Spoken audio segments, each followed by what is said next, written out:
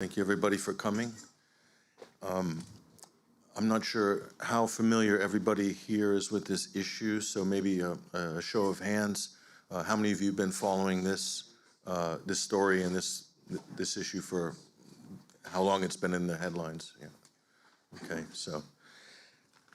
Okay, so I'm talking to a knowledgeable audience.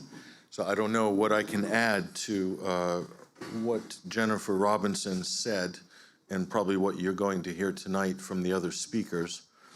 But what I'm going to try to do is make it relevant to what you're seeing today, every day in the news. I've picked out a few political developments over the last couple of weeks that are going to, you're going to see the parallels to this story. And this is just a snapshot of the last couple of weeks. And I'm going to tell you that if you watch the news actively, and you're not just a passive news consumer, but you're actively looking at it and trying to understand how it fits into this story, the Assange story, you'll see these parallels popping up every week, depending on where you're looking. And so this is how you make the conversation relevant with your peer group, because I think the intention of a meeting like this is to come here, get more information, get better understanding, and then you go out to your communities, to your families, to your work colleagues, socially, and you'll be able to activate the conversation a little bit more, make it more relevant, penetrate a bit deeper, so people can really understand what's at stake here and how it relates to their everyday life. Watching the headlines, talking about the news, that's part of everyday life. So I'll try to make that relevant. And I was handed a gift, in fact, just a couple of days ago, or just yesterday. Lord Ahmed made a very big announcement. He announced that 30 governments have signed a global pledge as founding members of the New Media Freedom Coalition. Britain, of course, being one of those 30 countries. This is a very honorable cause, no doubt. And I'll quote Lord Ahmed. He said that media freedom is the bedrock on which all other freedoms are based. I think we can all agree with that, right? That's absolutely correct. Nice words, but talk is cheap, unfortunately. And he took the liberty, no pun intended, of quoting Thomas Jefferson during his speech this week. He said, "The liberty of speaking and writing guards our other liberties." He's talking about freedom of the press.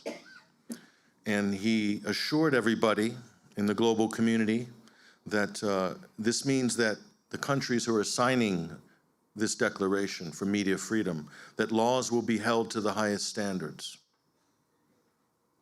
Okay, it sounds great on paper.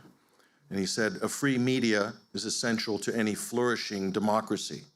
So that should give you a clue as to who this initiative is targeted at. Flourishing democracies, the developing world. This is what this media freedom campaign is about. It's not anything to do with the developed world, because there are no laws on the books that guarantee protection for journalists or media organizations. We don't have explicit protection. We do have in the United States, in the First Amendment of our Constitution, the press is specifically mentioned. The Fourth Estate is specifically mentioned in the Bill of Rights. It's one of the only countries, to my knowledge, that has that in writing in our Constitution in the United States. But in this country, it's based on precedent, case law. It's also based on the mercy of the courts at the end of the day. And I think that's what we've seen with Julian Assange's situation right now. He wouldn't be where he is right now if there were rights that were guaranteed for press, for free media that Lord Ahmed is referring to. And I might add as well that the 30 governments have signed this pledge. Governments have signed this pledge, not countries. Governments have signed this pledge, because I think if you took a temperature test amongst the population, at least of this country, if people who really had a chance to give their informed opinion about this issue, not the same informed opinion that you might be reading in The Guardian and some mainstream media outlets like this that have, I think, twisted and distorted this story over the last few years to demonize one of the most decorated journalists of our generation. Not that informed opinion. I'm talking about what you just heard from Jen Robinson before this. That level of informed opinion, I think it's pretty clear that the people of this country would be demanding a little bit more than just media, a pledge for media freedom from this new coalition. But this is what's going on, and this is an extension of what Jeremy Hunt was fronting this media freedom campaign with Amal Clooney as well, who I believe used to be on Julian Assange's legal team way back when, and has been a little bit reticent to publicly come out and defend him, although she has said a few encouraging words of late. But so how free is the press in the United States? That's debatable. How free is the press in Britain? That's debatable too. I will point to a recent article by Mark Curtis that was published recently, talking about the changing of the guard at The Guardian after the Snowden documents were released, and also about the D-notice system in this country. So do we really have a free press? To what level have the security services penetrated some of these big media organizations? And what does that mean in terms of having a functioning fourth estate? These are all issues, I think, that are relevant to this conversation. But in regards to Julian Assange, the big danger is that you can make a separate set of rules for journalism that appears to threaten the interests of national security or official secrets. But this can easily be extended to, and we're seeing this now, you can see it in the rhetoric, this definition is getting more elastic, it's getting looser, to the point where it's not just the concerns about national security if it threatens the national interest. And tell me, how do you define that? The economic interests of the country, how do you define this? So anything is a potential threat which might undermine national security, national interests, the economy. Where does it end? So what protections do the press, does the free media have in that kind of an environment? These are very important questions, and they're absolutely relevant to the WikiLeaks and Julian Assange case. This is a dynamic situation. This isn't happening in a vacuum. And it's not just happening in the courts. It's a living, breathing issue that's happening now every day. And you're getting absolutely inundated with it if you look at your news headlines. So in terms of bail skipping, I think it's pretty clear, reading the legal analysis, that the bail skipping charge which Julian Assange was held under was in violation of international law. It's in violation of multiple international conventions. I think any honest international law lawyer or human rights lawyer can look at that and make that determination. He's being held on a bail skipping charge, never charged with any crime in Sweden, and a case that was dropped not once but twice, technically 3 times. So what is the provenance of his incarceration, of his apprehension and his incarceration? So I'm just giving you important points to be able to highlight, because when you go out to talk to people, you need to be able to understand these basic points. Here's another basic point. When the British police stepped inside the Ecuadorian embassy to apprehend Julian Assange on this non-existent crime that he was wanted for questioning. He was never charged with anything in Sweden, ever. When they stepped in onto sovereign Ecuadorian soil, that's an act of extraordinary rendition, technically, okay?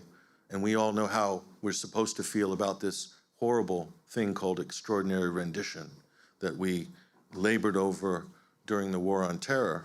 And there it is, it happens right in central London. So, unless you want to erase international law and just forget about all of those conventions, forget about all of those treaties, and just brush that all aside, then it's perfectly normal to have 9 British police officers barreling into the Ecuadorian embassy to forcibly remove Julian Assange. So that's on one side of that argument. And I'm going to add, too, that if you watched the news of the last 3 weeks, did you not see the American establishment and the UK establishment in fits over China wanting to extradite a Chinese citizen from a Chinese territory to mainland China, as if this was some great breach of human rights?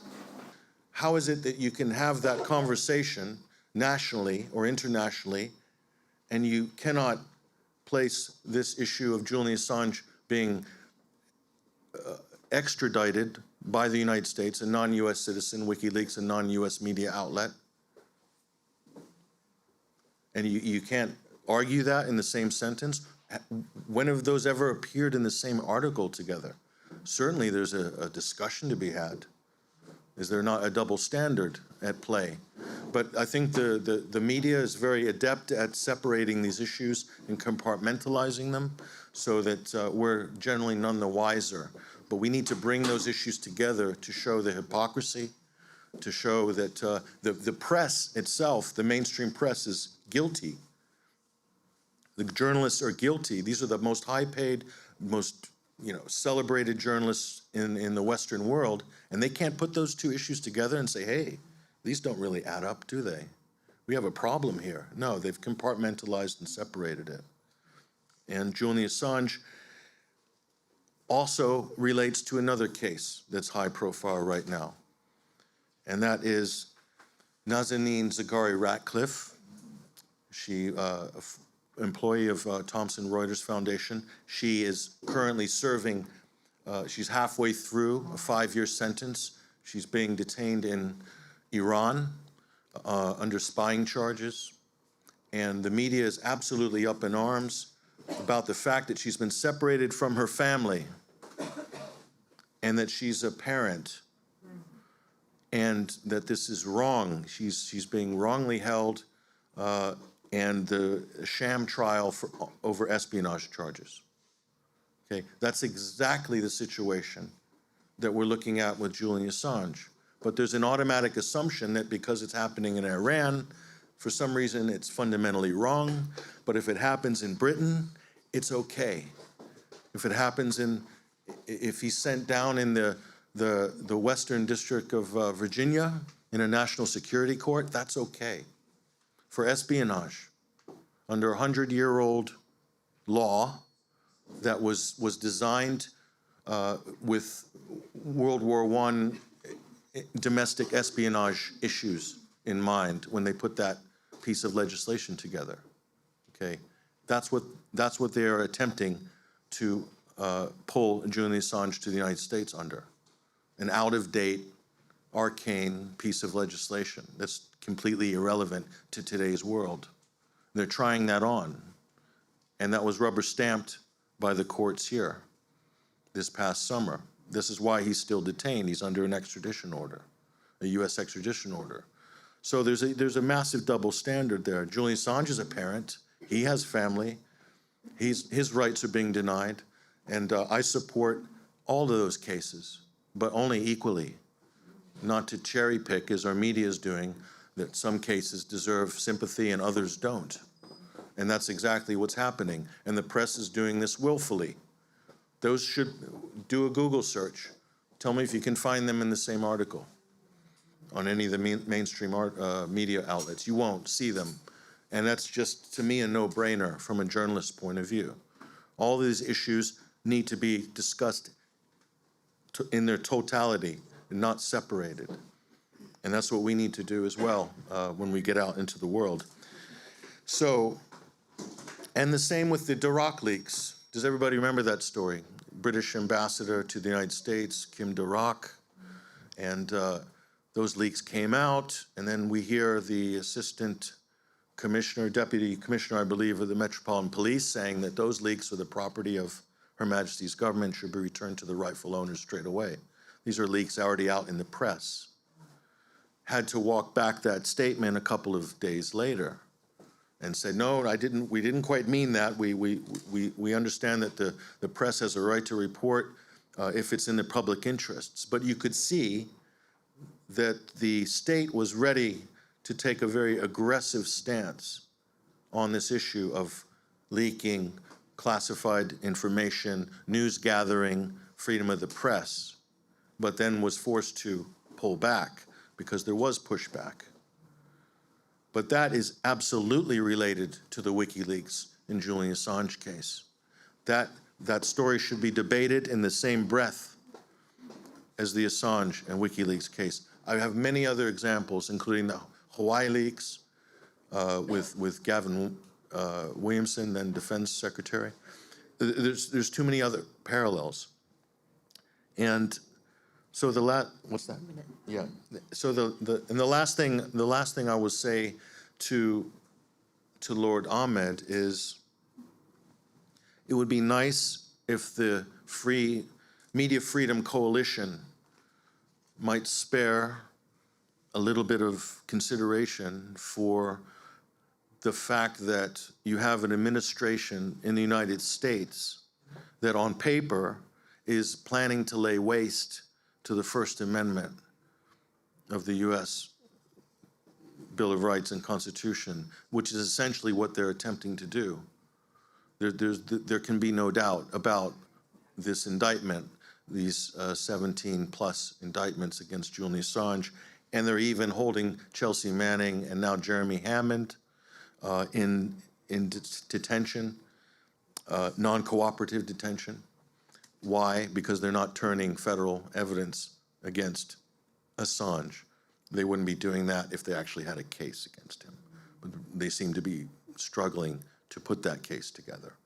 And to my knowledge, Manning and Hammond are not cooperating as far as I know. And so they're being detained, one in solitary confinement, and at least one being fined $1,000 a day. So we'll be over $500,000 in the hole by the time they let Chelsea Manning out. I don't know about Jeremy Hammond, but that's pretty shocking. I would like to comment from the Media Freedom Coalition on that issue, on all the facets of these issues that we've just talked about, that I've mentioned right now. So when that happens, then we have hope that a conversation can happen in the mainstream, in the discourse. We have hope that can happen. When I see these people championing press freedom, these grand initiatives, when they're talking about these issues, then I will have a tremendous hope that the Assange, the WikiLeaks case, the issue will be resolved one day. But until we see that conversation happening in the main, I'm very worried that this will not be resolved. And so that's my main concern. So all I can say is to everybody out there, to get as informed as you can and understand the key points and really drive them home to people within your sphere of influence, because that's the only way. Public awareness is the only way that this issue is going to be won in the end. But thank you very much.